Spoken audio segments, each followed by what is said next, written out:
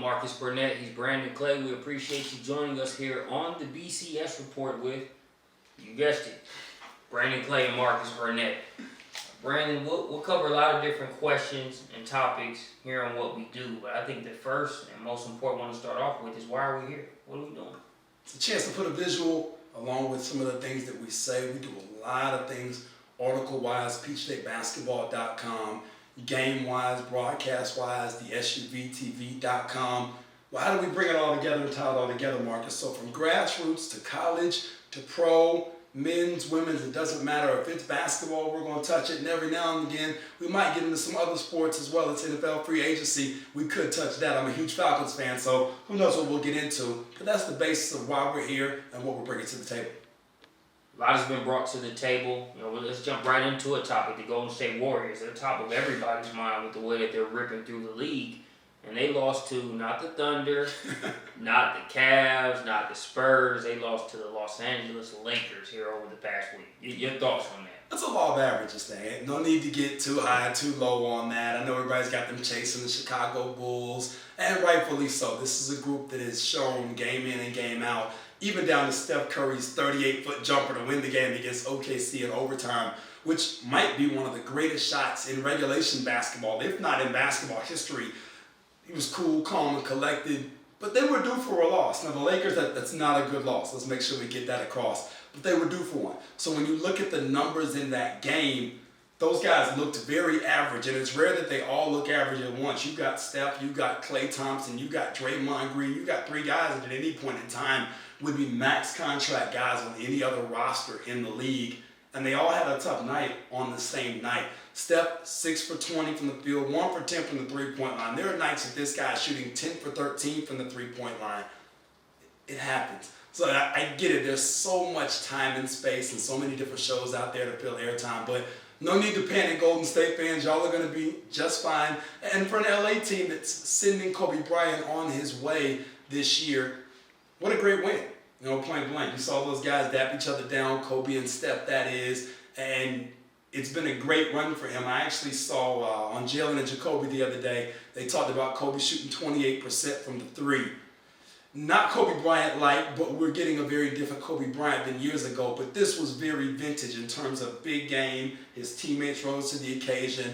A young kid like Jordan Clarkson out of Missouri played out of his mind. 10 for 21 from the field, finished with 25 on the night, 4 for 7 from the three. And you need that type of performance. And one more, Marcus, Julius Randle from the Lakers is one to keep an eye on, the former Kentucky Wildcat. Really been doing his 1-2. Actually have him on my fantasy team. I'm feeling great about that. Had a huge night, 12 points, but 14 rebounds. So, perfect storm. No need to worry out there at the Oracle Arena. Everything's okay.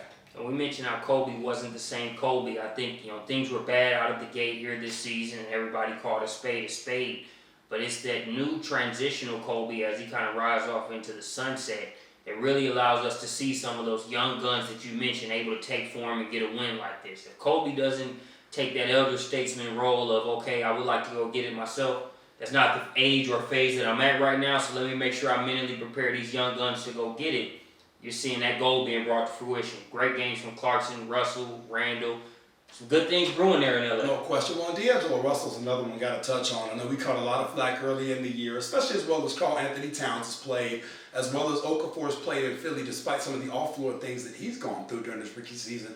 And Russell's starting to turn the corner, Marcus. You're starting to see now why he was such a high value coming out of Ohio State this past spring in the draft lottery, and why the Lakers took a chance on him as opposed to Okafor. Not necessarily right or wrong, but they felt they had a different need. Obviously, Randall's come back. Randall played all of 5 seconds, before hurting himself in that initial game during his rookie season. So you've got two rookies now between Julius Randle and then with Russell, and then a young guy in his own in Clarkson now, who make up the nucleus of that team, and they're starting to show some good things. Obviously, the onus will be on Lakers ownership to add to that during the offseason and continue to build, but they're going to have some cap space now. You talk about Steve Nash's contract that's gone, Kobe's contract, which is going to open up a whole vacuum of space financially, and LA is still LA. Let's not get that twisted. If Joe Johnson's willing to go to Miami and chill on South Beach, somebody's going to be willing to come to LA and hang a Staples Center and an LA Live on Friday and Saturday nights.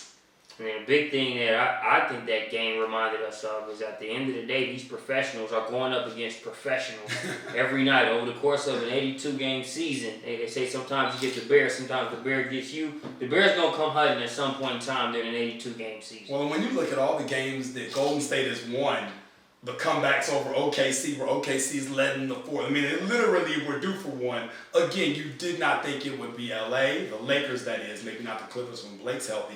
If somebody put some money on that, they made themselves a couple of dollars. But it's just part of the landscape, man. And every year people talk about, could the Kentucky Wildcats beat the Philadelphia 76ers? You know, whoever the worst team is in the league, could the best college team beat those guys? And more times than not, the answer to that is no. And this is exactly why. You know, if the Lakers are one of the 2 or 3 worst teams in the league statistically, and this is arguably the worst loss in regular season history statistically, this shows you exactly why it's so important at the pro level to still have pieces. And we want to make sure we shout out before we head off the air, Marcus, our production team. You're going to be able to hear them doing cool things and snippets and clicks and all kinds of stuff in the background as we get pictures and documentary for Twitter, Instagram, Snapchat. I'm really excited about the whole concept. I think we got something special here. That makes 2 of us, which is why we got to cut it short because we can go on for days. But appreciate you joining us here and looking forward to more coverage. The BCS report, Brandon Clay, and Marcus Burnett. Nene Jim is home.